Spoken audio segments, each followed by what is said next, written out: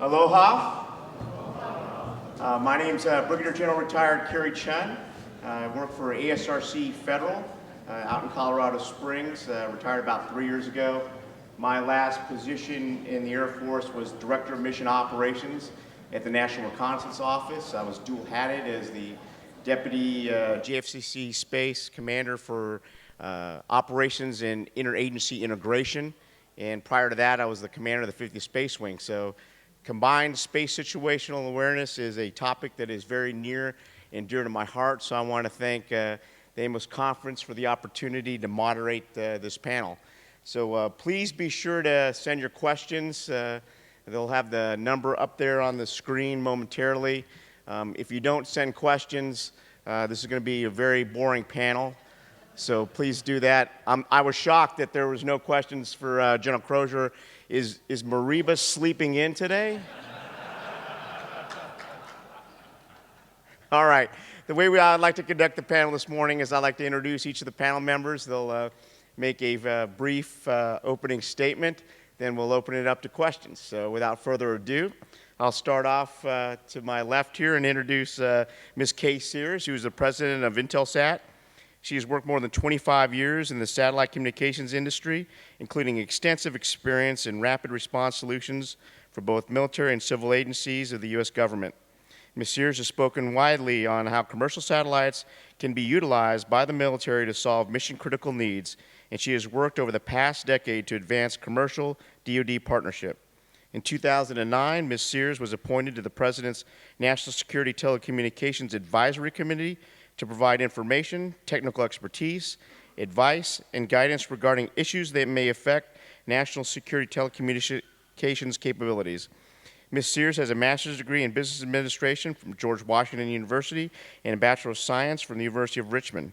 In 2014, Ms. Sears was appointed as a Virginia Commercial Spaceflight Authority by the Governor of Virginia, and she is currently serving on the boards of the Space Foundation and Future Space Leaders Foundation. Ladies and gentlemen, Ms. Kay Sears. Hassan.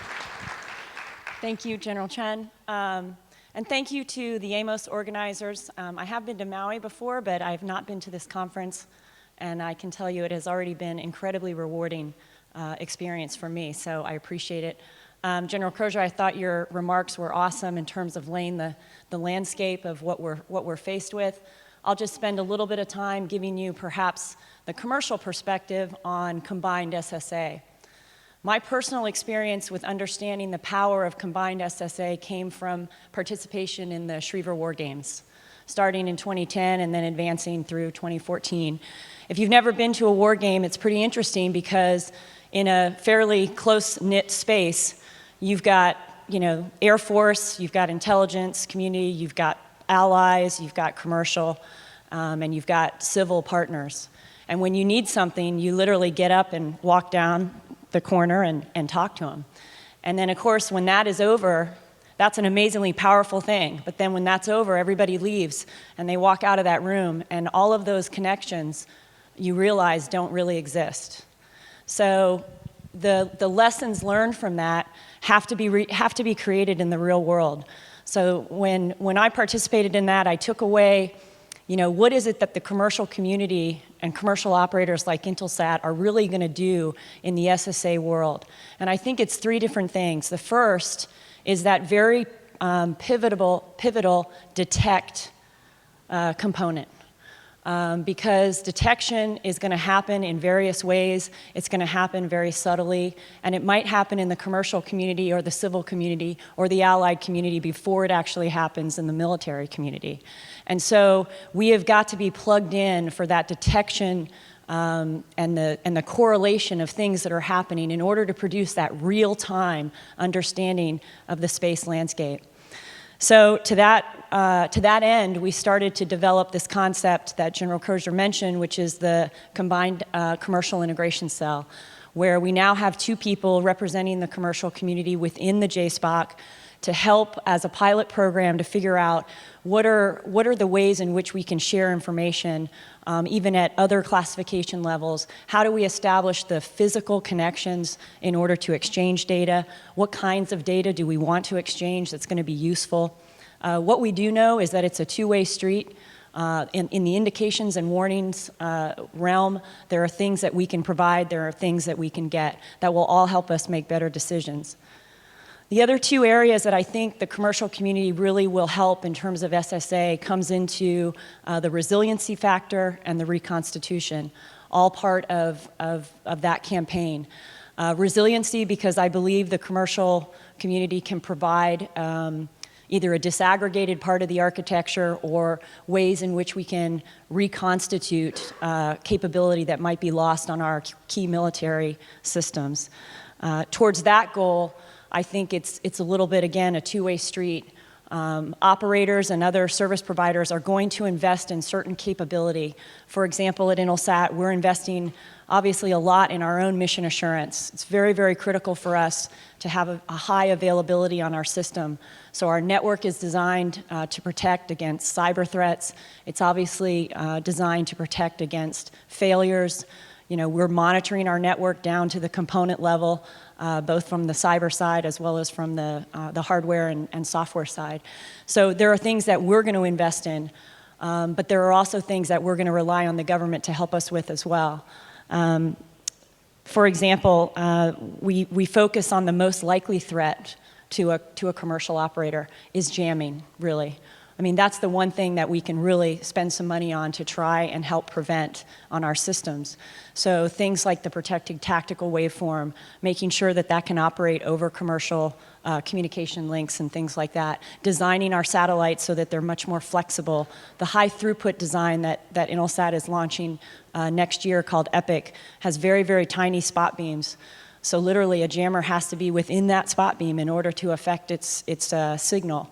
So we're thinking about how do we, as we design future satellites, how do we protect ourselves against the threat of jamming? Because that is really the one that we can, I think, focus on. There's other threats in space that we're going to say to our fellow Air Force partner, hey, we need your help on that one, because that's not something I can really do anything about. So it's very much, this idea of combined SSA is very much a two-way street. I think we view ourselves as both a supplier of SSA data and a consumer of SSA data. And the places where we believe we can help the most is in that very first detection area, and then of course at the end in the resiliency and the reconstitution of those capabilities. So that's kind of the commercial perspective on how we can contribute to this. Thank you. All right, thank you very much, Kay. All right, our next panelist is Colonel John Giles. He's a commander, as Clint mentioned, of the 614th Air and Space Operations Center and the director of the Joint Space Operations Center, Vandenberg Air Force Base, California. He provides the commander, Joint Functional Component Commander for Space, the capability to command and control actions of over 20,500 personnel and 54 units. This includes planning, directing, executing, synchronizing, and assessing the actions of all assigned and attached joint and coalition forces in order to provide tailored and responsive space and combat effects in support of national, U.S. STRATCOM, and geographic combatant commander objectives. Colonel Giles received his commission through Officer Training School in 1992.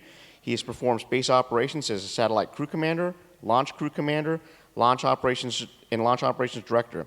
He is a graduate of the U.S. Air Force Weapons School, former Defense Fellow at Defense Advanced Research Projects Agency, a graduate of the School of Advanced Air and Space Studies, and a graduate of the Dwight D. Eisenhower School of National Security and Resource Strategy.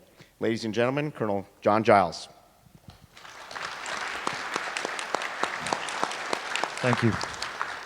Good morning, General Crozier and our other distinguished visitors and all of you who work in this very important mission area. It's great to see you. It's a great honor for me to be invited to speak as a part of the panel today, so thank you for that. I have only been working in the space situational awareness mission area for about 15 months since I've been the director of the Joint Space Operations Center, so I feel kind of like General Crozier said, like I'm talking to a room full of people that are a lot smarter than I am on this subject. I think what I can bring on this particular topic is the JSPOC perspective, and so I'll try to stay in my lane and give that kind of perspective. I also want to introduce a couple of people before I get started who are truly experts and who are also visiting here from the JSPOC, so that you can seek them out on any of the topics either that General Crozier mentioned this morning or that might come up during this panel. So let me just call out a couple of names. Lieutenant Colonel Scott Putnam. Scott, if you wouldn't mind just raising your hand or briefly standing up.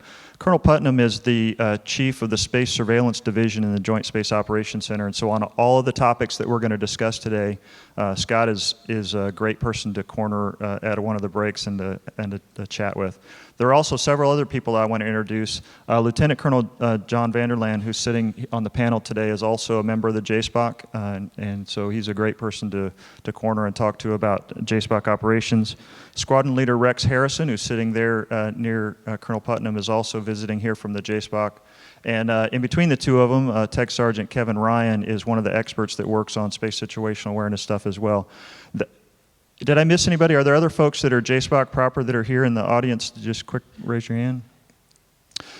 There are also several folks from the staff at JFCC Space who are in the audience as well, and I encourage you to seek them out for their expertise. What I thought I might do with my couple of minutes here at the beginning is just tell you a little bit about the JSPOC. One of the things that I find when I talk to folks is that while the JSPOC is a commonly mentioned term, it's not necessarily something that people really know that much about. Can I just ask by a show of hands, how many people in the room here have ever actually been to the JSPOC? Oh, well, that's actually more than I expected. Thank you very much. Well, maybe I should just skip my. That would mess up the timeline, so I'll go ahead and give it. I do want to take a minute for those of you who haven't had a chance to either have a short mission brief or to visit the JSPOC to tell you just a little bit about us that you may not know. First of all, let me just tell you what the term JSPOC means because it's already been mentioned. So the slide says I'm the commander of the 614th Air Operations Center, but I'm also the director of the JSPOC. That's true. When you say Joint Space Operations Center, that's an organization that's made up of the 614th Air Operations Center, which is an Air Force unit. It's also made up of the 9th Space Operations Squadron, which is a Guard and Reserve component unit. And it's also made up of about 60 or so billets that are U.S. Strategic Command billets. We also have a detachment in Dahlgren, Virginia of about 50 folks. You roll that all together, and when you say the word JSPOC, that's really what you're talking about.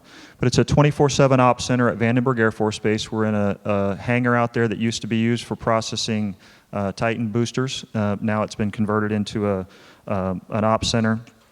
We are joint and combined, so we do in fact have folks assigned from each service in the JSPOC. We have combined partners as well. We have 4 Canadians assigned to the JSPOC. We have a UK officer and an Australian. These individuals are not liaison officers. They're part of the ops team.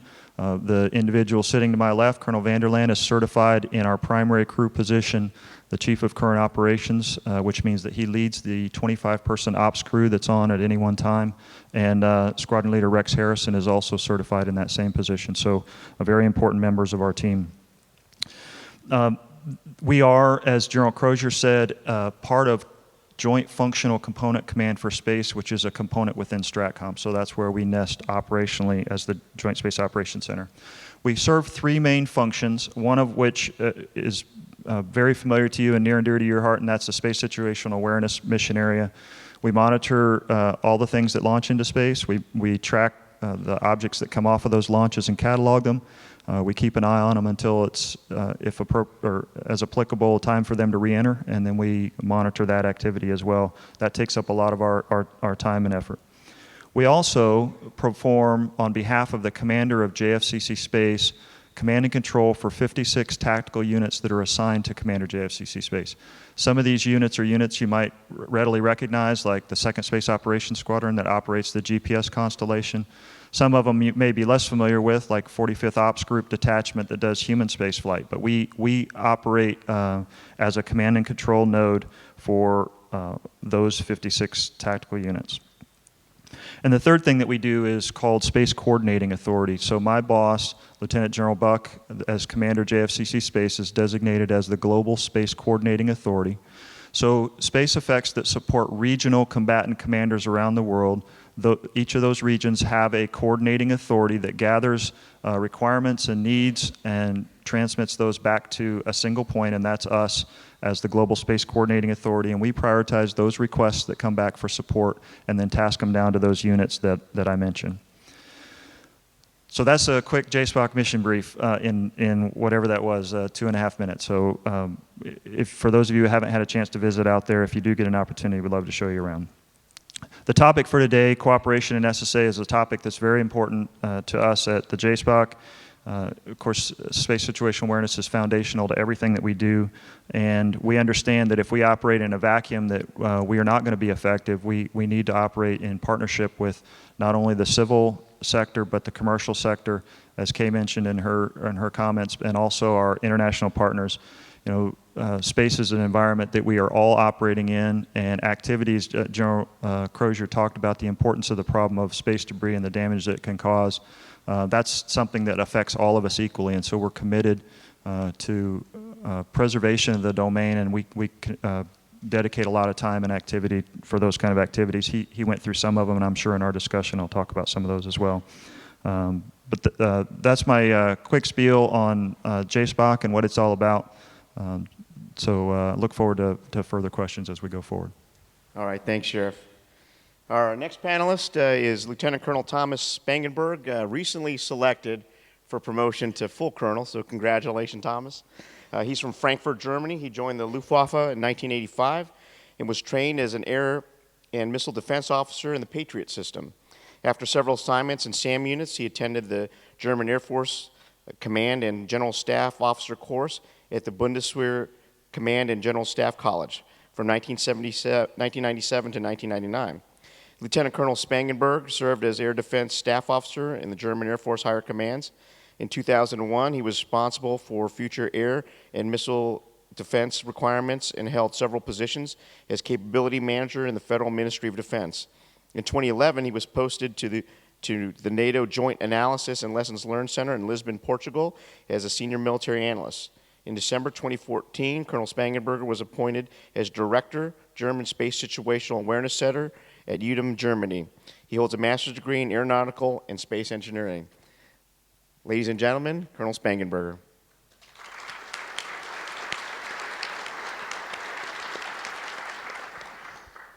Good morning, everybody. Thank you for your kind words and kind introduction, and congratulations to the AMOS team for this for this conference in such a beautiful and wonderful environment. I would like to point out the German position on the space situational awareness, and I'd like to begin with the importance of and dependency on space-based services provided by military and civil capabilities is further increasing. The exploitation of the space domain is continuing, in particular in the commercial arena, and this trend creates new business opportunities, and I wouldn't be German if I wouldn't also take a look at the challenges.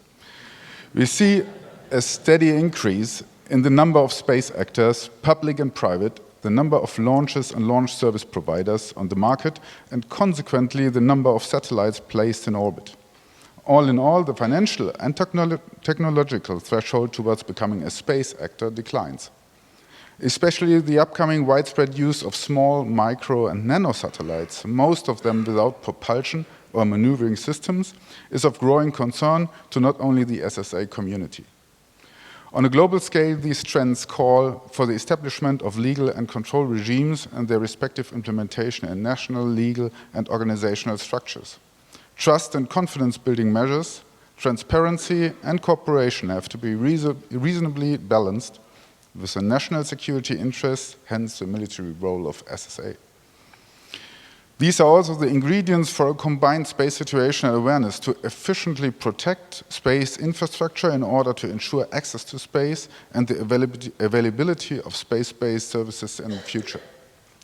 Recognizing these trends, Germany started to build up own national capabilities, and I would like to briefly describe the German SSA approach. This German Space Situational Awareness Center, in short we call it GSAC, is operated in an interagency approach by the Federal Ministry of Defense and the Federal Ministry of Economic Affairs and Energy. This approach is part of the German space strategy from 2010 in the context the mutual integration of military and civil capabilities in the GSAC. Personnel and material has been demonstrated successfully from the very beginning in 2011. Just recently, the GSAC concept has been successfully evaluated by both ministries, and consequently we aim for initial operating capability in 2018 and final operating capability in 2020. At present, the GSEC does not operate any national sensor to contribute to SSA.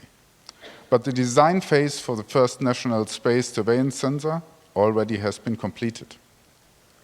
GSUR, the German experimental space surveillance and tracking radar, will be developed by Fraunhofer Institute for High-Frequency Physics and Radar Techniques, in short FHR, procured by the DLR, or National Space Agency, installed on a German armed forces installation, and finally operated by the GSEC. So you see this interagency approach works. GSTRA will contribute to a national object catalog, nationally owned and sustained by the GSEC. Additionally, the cooperation with FHR operating the tracking and imaging radar near Bonn is an important element and contributes to the overall German SSA capabilities. We aim for a complete national set of core SSA functions. We intend to contribute with these national capabilities through international cooperation to a combined SSA. B and multinational cooperation is and remains mandatory for the GSEC. A further example for this policy is the European Union Space Surveillance and Tracking Programme, which was signed by France, Italy, Spain, UK, and Germany this summer. This program will contribute to ensure the long-term availability of European and national space infrastructures, facilities, and services by combining European SSA capabilities and services of European partner nations. GSEC and future national sensors will be the German contribution to this EU approach. GSEC will remain open to cooperation and is willing to contribute with own capabilities and assets as appropriate in order to support a combined situational awareness. That concludes my statement. Thank you very much. All right. Thank you very much, Thomas. Our next panelist member is Lieutenant Colonel Jiang. He is the Chief of Space Forces Development Branch, Air Force Headquarters, Republic of Korea Air Force. He holds a bachelor's degree of aerospace from the Republic of Korea Air Force Academy, a master's degree in space science from Yonsei University, and a PhD of space science from the University of Science and Technology. Prior to his current assignment, Lieutenant Colonel Jiang served as a participating researcher at NASA Goddard Space Flight Center and a space planning officer at Air Force Headquarters. Lieutenant Colonel Jiang has extensive research and publication credentials on multiple space topics. Ladies and gentlemen, Lieutenant Colonel Jiang.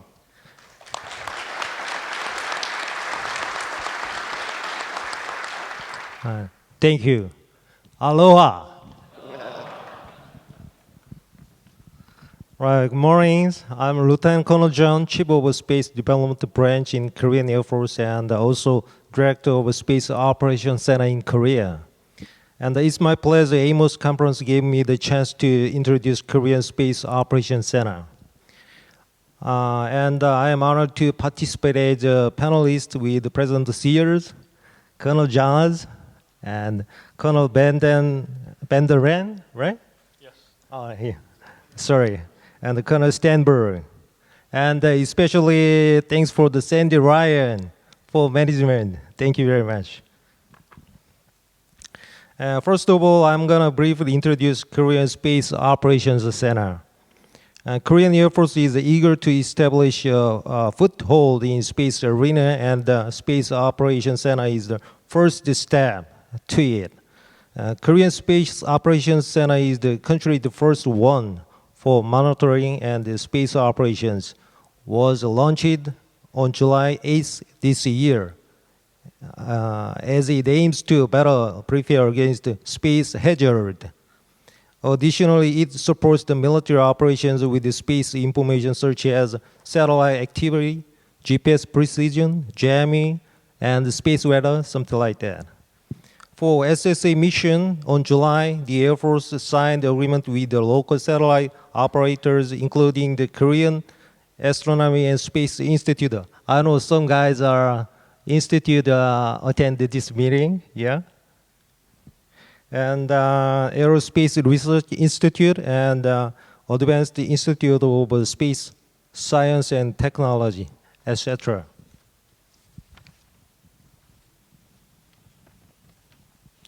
Under the MOU, the parties will work jointly toward stopping collision or the approach of a space object launching vehicles into the space and putting derailed vehicles back into the orbit around the Earth.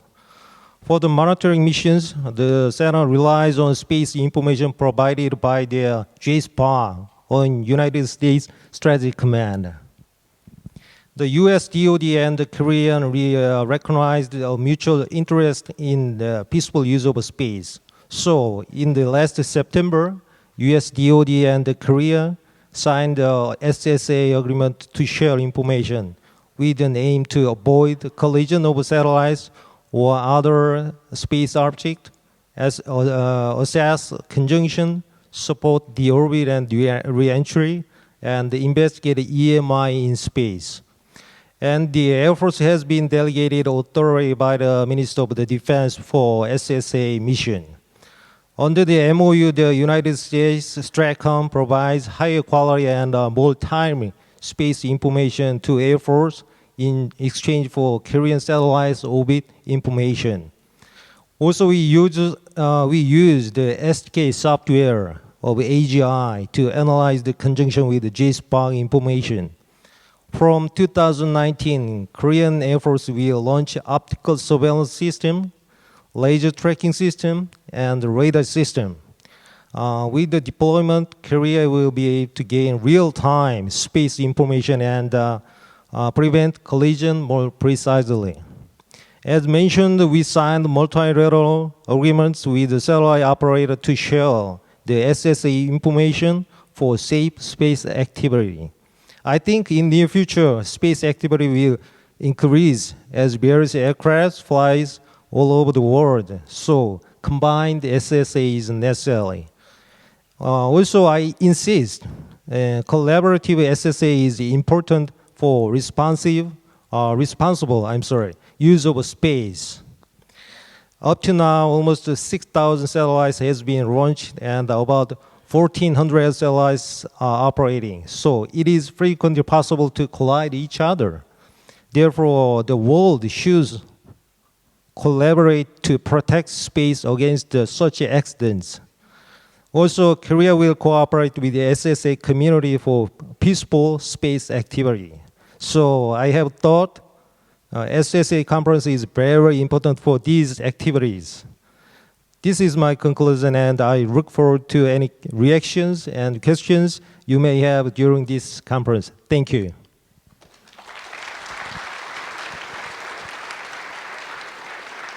Thank you very much, Colonel Jeong. Okay, our last but not least, our final panelist is Lieutenant Colonel John Vanderlaan. He entered the Canadian Air Forces under the regular officer training plan after graduating from the Loyalist College of Applied Arts and Technology as an electronic engineering technologist. He attended both Royal Roads Military College and the Royal Military College of Canada, graduating in 1990 with a Bachelor of Engineering degree in Engineering and Management. He is a graduate of the United States Air Force Air Command and Staff College Distant Learning Program. He is also graduated from the University of North Dakota with a Master of Science degree in Space Studies. He has extensive background in support of space operations, having served as a crew commander, 12th Space Warning Squadron in Thule, Greenland, Chief of Operations and Senior Systems Controller, 721st Communications Squadron, Cheyenne Mountain, Crew Commander and Chief of Standards and Evaluations, 13th Space Warning Squadron, Clear, Alaska, and is a missile officer at the Cheyenne Mountain Combined Operations Center. He is currently assigned to JFCC Space Vandenberg. In April 2015, he became the first Allied officer to certify as Chief of Current Operations employed at the JSPOC. Ladies and gentlemen, Lieutenant Colonel Vanderlaan.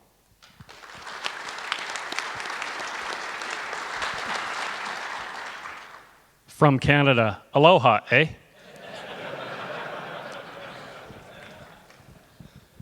I'd like to thank everybody for the opportunity to participate in this forum, especially to Sandy, the Maui Economic Corporation, and Secure World Foundation for making sure that we were able to convince the powers that be to get me here. So, besides my job in the JSPOC, I'm also responsible for the Canadian space operators that are assigned in ones and twosies around the U.S. in Air Force Space Command at the Space Warning Squadron. So that takes up a bit of my time, but it also shows that we've got a commitment to the space surveillance job around around the U.S. So why is space important to Canada?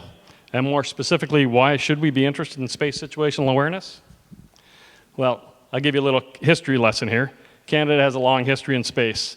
We've got the second largest landmass in the world. We've got the longest maritime border in the world, and we're bordered by 3 oceans. That leads to unique challenges due to a widely dispersed population. It's a small population. They say 90% of Canadians live within 60 miles of the U.S. border. That means the other 10% of the country need access to services, and most of those are coming from space assets. Canada saw a future for space right from the start. Only 5 years after Sputnik was launched, Canada became the 3rd nation in space when Alouette 1 achieved orbit. It was in 1972 when Anik A1 made it to orbit that Canada became the first country in the world to have its own domestic communication satellites, beaming satellites to the far north for the first time. And yes, the Leafs lost that year.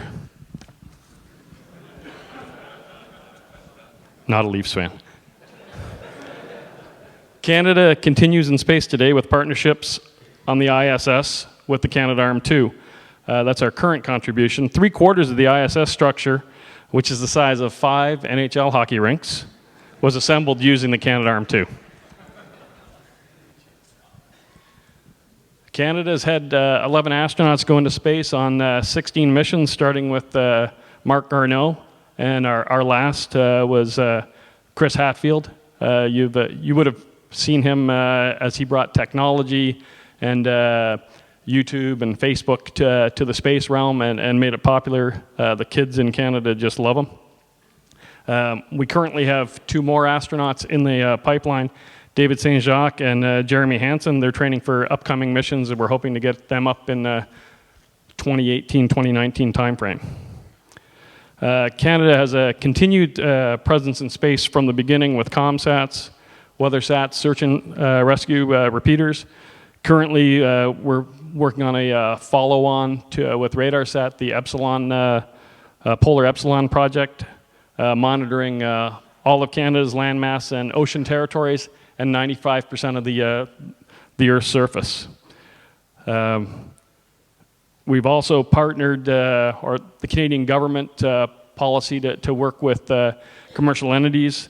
They've partnered on the James Webb Telescope, which is a replacement for the Hubble telescope, and that's ComDev working on the optics for that one.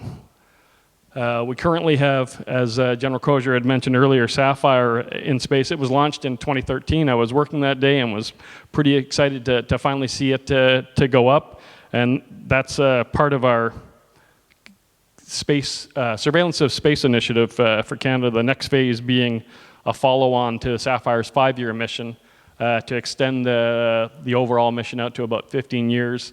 And the next phase we are going to be calling Bluestone, I believe. The system, the way it's designed to track space objects from space and deliver the data in a format that is easily ingested straight into the current US and JSPOC systems. There's no need, because of our long partnership with the US, we design the sensors to be immediately usable. So part of the Canadian government strategy is not only our international partnerships, but also commercially, by using the private sector to provide services when feasible, and the government continues to promote their capabilities to the world and try to get in on the new technologies that are going about. So you can see why space situational awareness is important to Canada as a key overarching, everybody says underpinning, I like to see it as an overarching umbrella to the safety of all space activity, and not just in the Canadian interest, it's a world interest. Canada's been active in the space surveillance area initially through NORAD and AvSpace, and now through JSPOC. We like to use the opportunity of working with our US partners to develop capabilities that we can in turn use at home in the CANSPOC, such as orbital analysis and conjunction assessment. The CANSPOC was set up as part of the Coalition Space Operations Initiative with the U.S., U.K., Australia, and New Zealand. And Canada has set up the CANSPOC. We've got it manned up to 50 people right now working on the planning and operations side. And we hope to start to use an exchange of personnel down in the JSPOC to build up more and more experience. We also have, as I had said earlier, people assigned to the various space warning squadrons as well as the JSPOC, and we've increased our contribution in the JSPOC by another 2 people in the orbital analysis and conjunction assessment area. And we're willing, when Colonel Giles gives us the head nod, to send more people down. As Canada continues to increase activities in space, it's important to assure access to the congested, contested, and General Crozier said competitive domain. Canada will continue with our partnerships to maintain and improve the overall SSA picture, because it's very important to Canada and to that 10% of the population, as well as the 90% who want to get the NHL on deck package, that we can keep going. Thank you very much.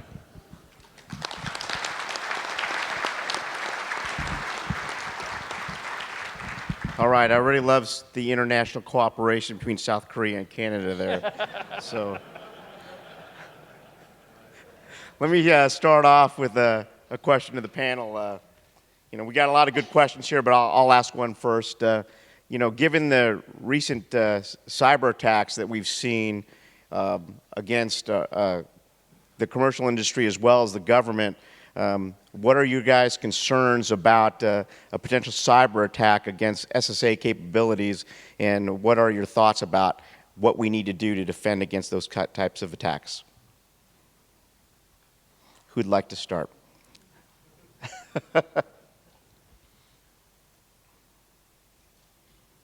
I'll give it a shot.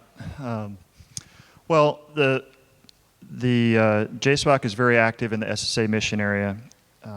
We don't actually operate any satellite systems or any ground systems that participate in SSA from the JSPOC. We're an operational level command and control node.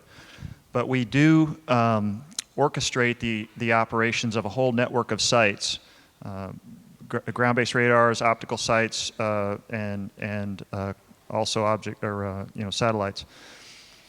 We do a lot to make sure that network is functioning effectively together. Part of our operational level function, I think in 2014, we deconflicted between maintenance activities, somewhere around 2,600 or so maintenance activities with mission events to orchestrate that operational level function.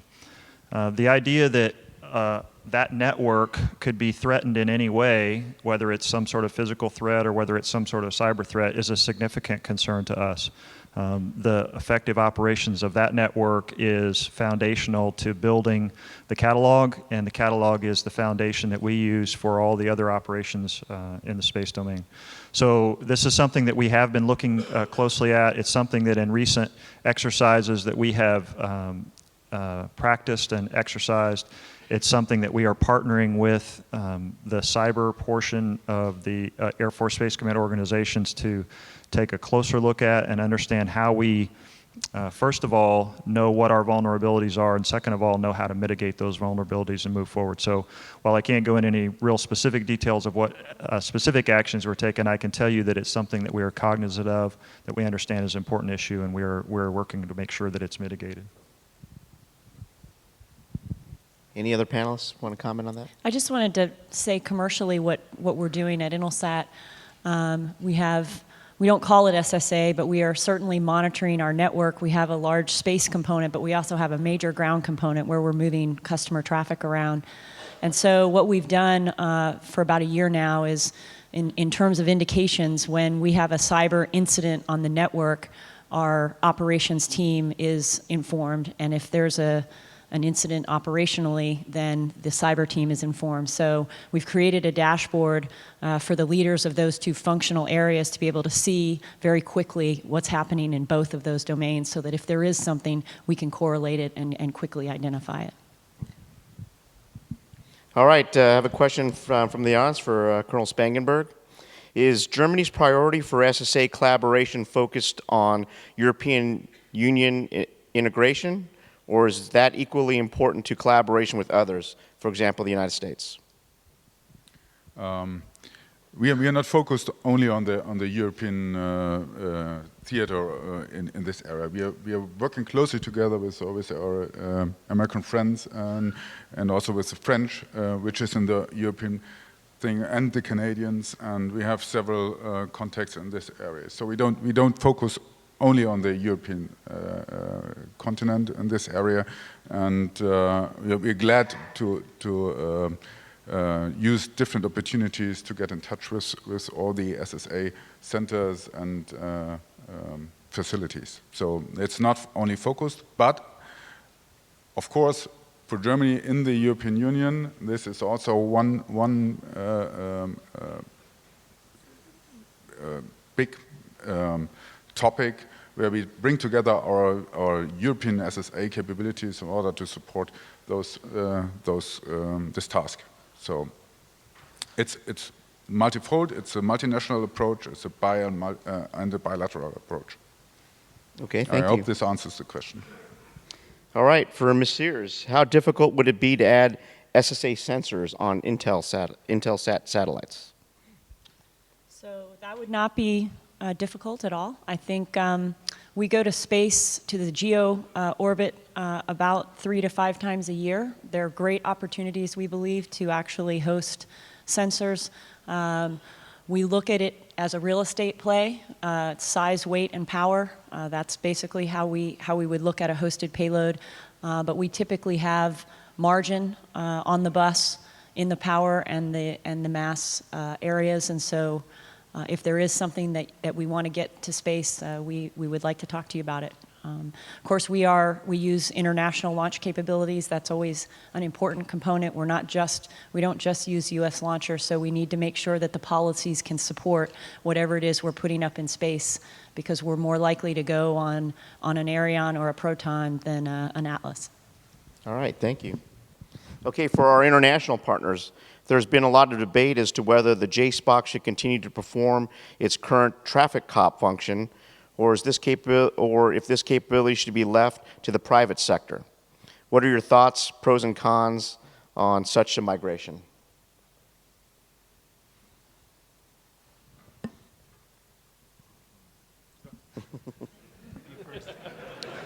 They're so friendly.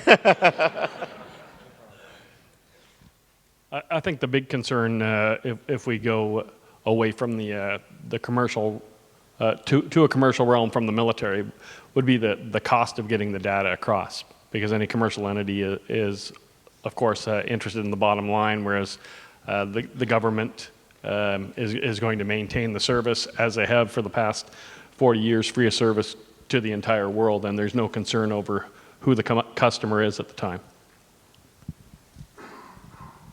So I think it's the international or the internal, as the collaboration is very important. So we make on July, we made some kind of the agreements on SSA missions in Korea with the other institutes. So I think the commercial to the military is important, and military to commercial information sharing is very important. So we're gonna do share the SSA information together. So that's our job, and we're gonna do that. Okay, in Korea especially. Thank you. Maybe some thoughts on the traffic management and space traffic management in this area. I think there needs to be some kind of supervising authority that brings in some regulations, the orders, and how to do this. With the air traffic, in the last 100 years, we faced the same problem. We come to a certain situation where we need to make decisions, whether we have some regulations, rules, and how to apply. And I think this could be in a multinational approach, or must be in a multinational approach to bring it forward. Definitely. Okay, this is a very popular question, come across multiple times. Exactly what keeps you up at night when it comes to combined SSA? So why don't we go down the row here?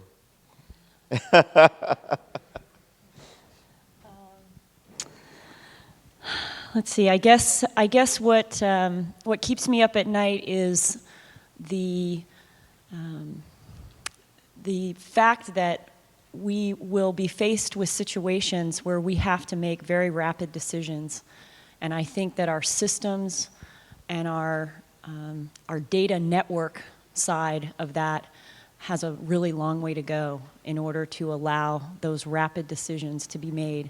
I think there is a great number of SSA sources. I think they're coming in, and you know, Colonel Giles would like to grab them all and be able to combine them and collaborate and send out great product for decision making. And I guess what keeps me up at night is we're not going to advance those systems and the data network that has to sit behind it fast enough in order to respond to a crisis that is imminent. That's what I worry about. Okay, thank you, Kay. Colonel Giles? Thank you. I'm smiling about the question because as the director of the Joint Space Operations Center, I get the phone calls whenever there's an incident that takes place, if it's a notification. So those keep me up at night. And a lot of those calls come from Squadron Leader Harrison and from Lieutenant Colonel Vanderland as the crew commander. But a lot, so joking aside, a lot of those calls are conjunction assessment notifications. So they call me and let me know that there's a potential conjunction between a couple of satellites. The Joint Space Operations Center, as many of you know very well, goes to a lot of effort to try to avoid and prevent close conjunctions, or at least the collisions that could result from close conjunctions, by notifying owner-operators and potentially helping to deconflict any maneuver that they might choose to make by giving them insight into which direction would be better to go and not make the problem worse. But anyway, I think the potential for a conjunction or a collision does bother me. The environment is becoming more and more congested. I get a lot of notifications for potential conjunctions. And not just the idea that you would have a collision between a couple of objects, but a secondary debris cloud that could be created. I mean, we have an International Space Station that has a human presence in space. That's one of the first questions we always asked is this a debris cloud that could threaten those folks?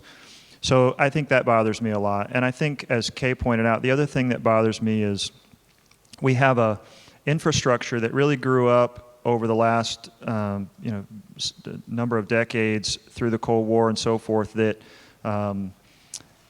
wasn't necessarily designed for the challenges that we face today. And so the idea of being able to understand what's happening in the timelines that it would require to react and do something about them, being able to fuse that data together and understand that picture, I think that bothers me. That's something that a lot of work and effort is going into. There's more effort that needs to go into. But we can't afford to have a seam between what the civil or commercial or international sector knows when it comes to an issue of safety in space. We've got to be able to have communication that happens across. And I think that's something that needs a lot of work as well, or a lot of effort going into that. Thanks. Well, it's twofold in my area.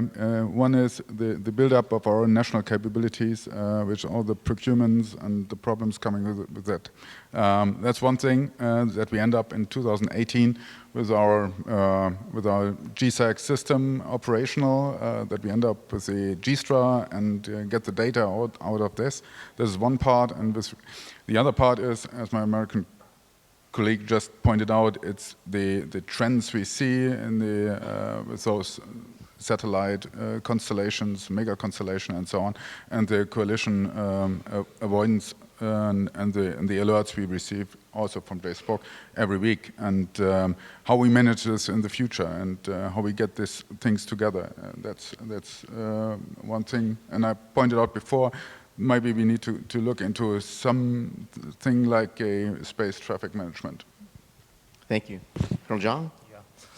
As I said, this is the first year for the Korean Air Force, the Space Operations Center. So actually, on July, we just launched the center. So I don't have enough things to talk about that. But I can say we should categorize and analyze the space, satellite orbit, and for the safe operations in Korea. So we're going to do that. And maybe end of this year, we can be an expert orbit satellite. So yeah, that's our job. Thank you, Colonel John. Yeah. What keeps me going at night is the fear of having to call Colonel Giles. But really, it's how can we make Canada relevant into the SSA realm? How do we stay as a contributing partner? Because if we're not contributing, we're not receiving back data from the partners, whether it be with the U.S. or on bilats with the other countries. We're pushing hard on the Coalition Space Operations Initiative. It's more than 4 bilats. It's actually an overall agreement between the 5 countries. And I think we need to keep pushing forward and keep adding capabilities into the system so that everybody is aware, because the last thing we want is a catastrophic collision that takes out a whole sector of space on us, and then somebody is going to be blind in a given area. All right, thank you. We're getting a lot of questions here. I appreciate the audience participation. I can't even keep up with these, but here's an interesting one from each of your perspectives. Which policy change would yield the greatest improvement towards creating a combined space picture? Remember, this may mean sharing your data with others that may not share your same interests or are a commercial competitor. Thoughts?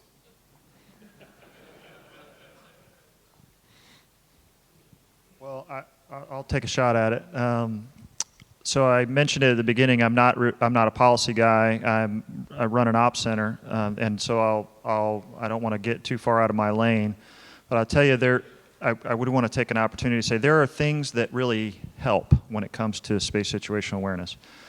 For example, the sharing that we get when we're notified that a maneuver is going to take place, because we don't necessarily know that in advance. That prevents us from having to detect the maneuver using sensors and then generate the new ephemeris. Notification of maneuvers that are going to take place. Notification prior to a launch of what the payloads are going to be on a particular launch, so that we don't have to sort that out ourselves. Notification, as I think maybe Kay might have mentioned this a few minutes ago, of providing ephemeris so that we have accurate ephemeris data. Policy decisions that support that kind of a data sharing, I think, greatly facilitate the operational aspect of making sure that we have a safe domain to operate in. And I think there's great gains to be made along those type of lines of cooperating, things that facilitate sharing of information in that way, I think is a big step forward. Yeah, I guess I'll just say, there's 5 basic treaties that govern outer space right now, and some of those date back to the 1960s, so there's obviously things that have changed since the 1960s. I guess when I think of the biggest policy change, it's got to be around transparency in space. And I think if you talk to the different, just within the US constituents on this topic, you will get very different postures and opinions on transparency. And then when you broaden that scope and you include commercial, civil, allied, international, you will get very wide views on transparency. But that is something that leads to a set of norms and operating conditions that we all, as spacefaring nations and space companies, can sign up to. And we lack those right now. There's a lot of best practices, I would say, that govern space operations, but there are not a lot of rules, and there is really no enforcement agency whatsoever. So as we think about these ideas of transparency, I think we also have to think through how that would be governed and how that would be measured. Any thoughts from our international officers? Maybe. I think this was an important issue about the transparency, and if you look at the exchange of data on an unclassified and also unclassified level, we need to come forward. But it's not only a policy change, but more or less it's a build-up of trust in this arena. And beside this change, we need to come up with procedural interoperability, I call it, to have to know who to contact and what are the formats and how to work together. And this is what we're going to do with our partners and friends in this area, just to open up the lines and to know who to contact and what to do next and to exchange the information. So that's going more in the, you say in the military-wise techniques, tactics and procedures area where how to work together. I think the policy changes are baby steps. We need to move incrementally. I wouldn't have thought a year ago that I'd have been able to be certified to work on the JSPOC's ops floor and have access to the information, but it's the little steps just by presence. The presence of my colleagues here shows an interest. If you don't have a presence and a visibility, you're going to be forgotten, and it's maintaining that presence that will slowly eat the elephant one bite at a time. But you're not going to get it all in one step. It's an incremental piece that we have to build on and build those trust relationships. Okay. As you know, this is the first year in Korea for the military operations in space. But I think there is many institutes in Korea for the space. For example, the Astronomy and Space Institute and Aerospace Institute and Advanced something like that. So I think but they start earlier than the Air Force. But still, we should compare and share, and we should collaborate together to develop space in Korea. So the government try to share between both sides. So that's a big issue in Korea. So our military can share the SSA information together also. So and that's a big issue in Korea, and that change, that policy change can be very effective to develop space in Korea. I think so. Thank you. Okay, we only have a couple minutes left here, so maybe a quick response from Colonel Giles and Ms. Sears. Are you experiencing a brain drain or a generational gap in the SSA community, and if so, how are you dealing with this? Well, I don't know that I can answer that question across the entire SSA enterprise. I can answer it for the JSPOC proper, and I can answer it for Dahlgren, which is a detachment there. I haven't noticed it. I know in the military we've drawn down in the last year, and so we've seen a cut in military personnel, and with the budget cuts and the sequestration that's been imposed over the last few years, we have also seen some decrease in our government civilian level of manning as well. And so that's a significant issue when you have folks who have worked for years and years in the mission area that many of you work in. That's expertise that's very difficult to replace. I haven't seen it as a very large trend, but one of the things that I have seen in the organizations that I visited is it's not unusual to find folks who have been there for 20, 25, 30 years. And so I think there's a possibility when those folks rotate out for whatever reason, there's a significant amount of experience that goes out the door when that happens. But I don't think I've seen it like as a general trend that people are moving away from the space situational awareness missionary. In fact, I would say that there's a growing interest across our society in space, and so to me it seems like there's a buzz and an energy around the mission area that is positive development. I think in the commercial sector in general, not so much focused on SSA, but maybe space operations and space technology. We're trying to keep space as being a cool place to work for young folks. And when you think about STEM, I think there's a lot of companies that are trying to inject STEM programs into their companies so that we can keep young folks excited about science and technology and ultimately space-related jobs. At Intelsat, I think we're doing we try to stay on the edge of innovation so that we can keep challenging young folks with new kinds of capability. Boeing is building our next generation satellites called Epic. They have a really cool digital channelizer that has millions of connections, and just the operations of that alone has, stepped up the game. And we're looking for people who can be up to the challenge for that. So I think we have to stay on the edge of innovation. The investment community is certainly signaling right now with all the new space investments, with OneWeb and others, that they're excited about space. They're excited about the capability of space to move data around the globe, and I think we need to look at those as being something that will excite our young folks to continue to pursue space-related jobs. Unfortunately, we're out of time. I saw a lot of great questions coming across the texting.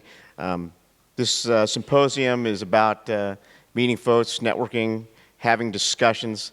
I encourage you all to approach these panel members during the rest of the week and ask your questions to them and continue the discussion.